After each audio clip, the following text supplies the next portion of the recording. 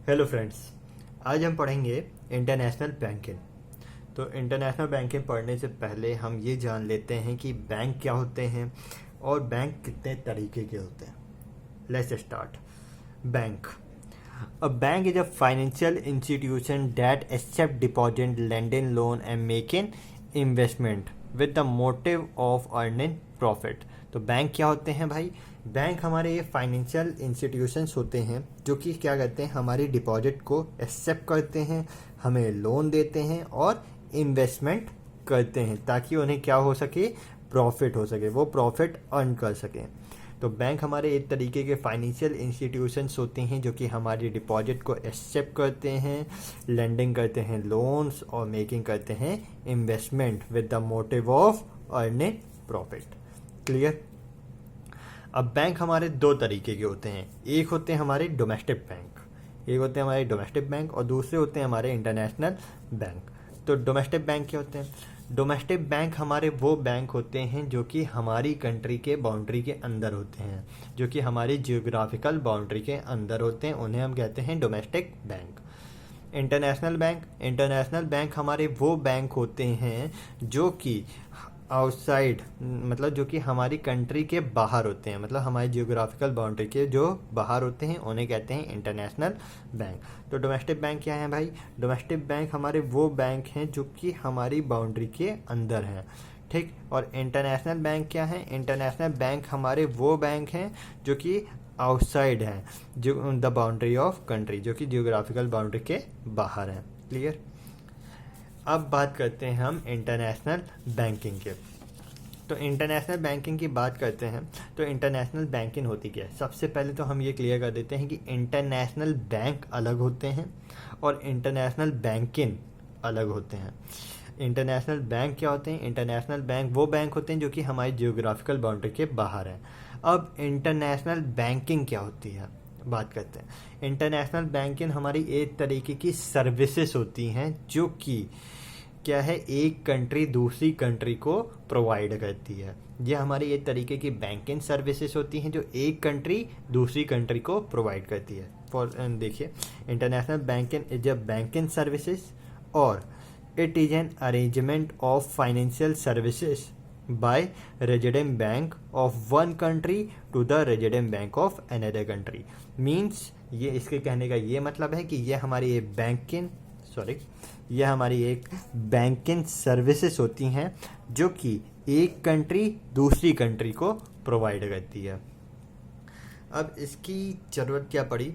तो इसकी जो ज़रूरत थी, मतलब जो इवोल्यूशन हुआ इंटरनेशनल बैंकिंग का, ये हम नेक्स्ट वीडियो में पढ़ेंगे। लेकिन फ़िलहाल में हम इसको इतना समझ लेते हैं, जैसे कि मान लेते हैं, एक मिनट, जैसे कि हम ये मानते हैं कि हमारा जो है देश है इंडिया, ठीक है। हमारा देश क्या है?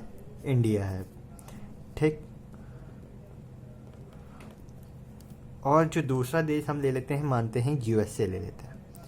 अब इंडिया में क्या हुआ, किसी भी चीज़ का प्रोडक्शन किया उसने और वो प्रोडक्शन ज़्यादा हो गया। फॉर एग्जांपल हम ले लेते हैं, उसने क्या किया, वीट का प्रोडक्शन किया,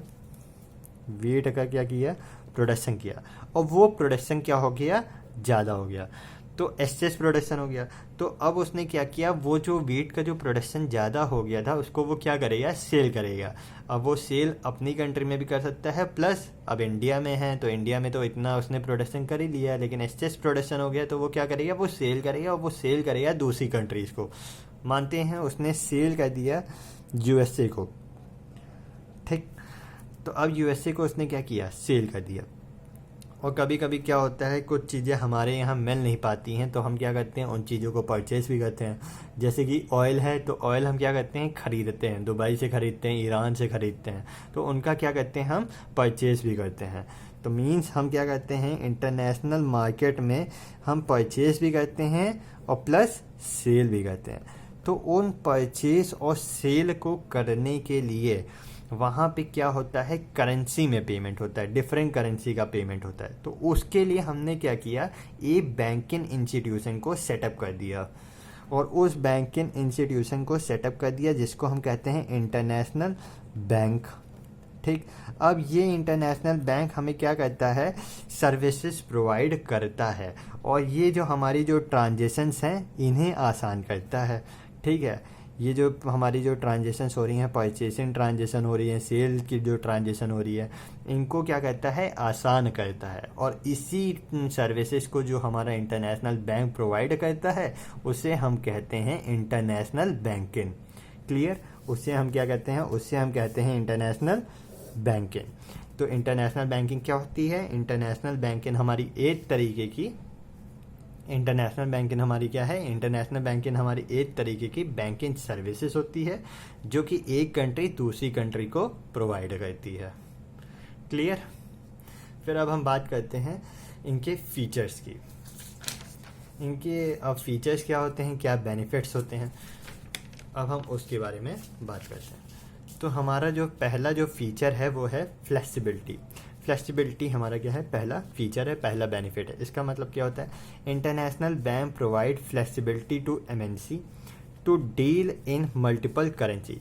अब इंटरनेशनल बैंकिंग हमें क्या प्रोवाइड करता है? जो एमएनसी हैं, जो क्या है, एक कंट्री से दूसरी कंट्री में माल खरीदती हैं, बेचती हैं, वहाँ पे जो करेंसी है उसमें क्या कर सकता है? आराम से डील कर सकता है। मतलब हम जो खरीद रहे हैं और जो बेच रहे हैं माल को, और वहाँ से जो हमें जो करेंसी आनी है, जो पैसा रिसीव होना है, पेमेंट रिसीव होना है या पेमेंट हमें करना है, तो इंटरनेशनल बैंक उन सभी चीज़ों को क्या है? आसान कर देता है। और उनके थ्रू हम क्या कर सकते हैं? पेमेंट कर सकते हैं और पेमेंट को रिसीव कर सकते हैं। तो ये हमारे क्या है? बैंकिंग सर्विसेज हमें प्रोवाइड करती है, जिसके थ्रू हम क्या कर सकते हैं? एक कंट्री से दूसरी कंट्री के बीच में ट्रांजेक्शन कर सकते हैं।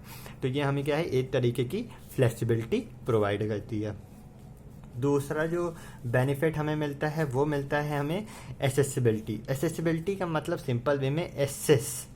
तो हमारा जो इंटरनेशनल बैंक है वो हमें एक तरीके का एक्सेस प्रोवाइड करता है कि हम पूरी दुनिया में अपना बिजनेस कर सकते हैं। पूरी दुनिया में कहीं पे भी अपना बिजनेस कर सकते हैं, कहीं पे भी अपना माल बेच सकते हैं, कहीं पे भी माल खरीद सकते हैं और कहीं से भी पेमेंट रिसीव कर सकते हैं और कहीं पे भी पेमेंट कर सकते हैं। तो इंटरनेशनल बैंकिंग हमें क्या प्रोवाइड करती है? International bank provide accessibility and ease of doing business. MNC can use money anywhere around the world. वही चीज़ है कि ये हम कहीं पूरी दुनिया में कहीं पे भी बिजनेस कर सकते हैं, कहीं पे भी माल खरीद सकते हैं और बेच सकते हैं और पैसे को रिसीव कर सकते हैं और पेमेंट कर सकते हैं। तो ये हमारी सेकेंड फीचर और बेनिफिट था, एसेसिबिलिटी। जो हमारा जो थर्ड बेनिफिट है वो है इंटरनेशनल ट्रांजेक्शन। वही चीज़ है, international transactions allow business to make international bills and currency conversation. International banking हमें ये मतलब फैसिलिटी प्रोवाइड करती है कि हम इंटरनेशनल ट्रांजेक्शन्स कर सकते हैं, किसी को भी पेमेंट कर सकते हैं, और जो करेंसी का जो कन्वर्जन होता है एक कंट्री से मतलब जो दूसरी कंट्री जो पेमेंट करेगी उसका जो कन्वर्जन होगा पैसे का, वो क्या है? हमारा बैंक आसानी से कर सकता है और उसके थ्रू हम आसानी से ट्रांजेक्शन कर सकते हैं एक कंट्री से दूसरी कंट्री के बीच में। जो फोर्थ हमारा होता है बेनिफिट वो है हमारा अकाउंट मेंटेनेंस। जो हमारा जो फोर्थ हमारा जो बेनिफिट है वो है हमारा अकाउंट मेंटेनेंस। अकाउंट मेंटेनेंस में क्या है? एमएनसी जो होती है MNC can maintain record of global account in fair manner with the help of international banking. इसके हिसाब से ये कहना चाह रहा है कि इंटरनेशनल बैंकिंग की मदद से एमएनसी क्या है? ग्लोबल अकाउंट को मेंटेन कर पाता है। मतलब ऑल ओवर इंडिया, मतलब ऑल ओवर कंट्री, वो जितनी भी ट्रांजेक्शन्स कर रहा है उसका जो अकाउंट होता है वो इंटरनेशनल बैंकिंग की मदद से वो क्या कर पाता है? सेटअप कर पाता है। तो ये हमारे चार थे, ये हमारे चार क्या थे? बेनिफिट थे। पहला फ्लेक्सिबिलिटी, दूसरा एक्सेसिबिलिटी, तीसरा international transactions and fourth is our account maintenance. Clear?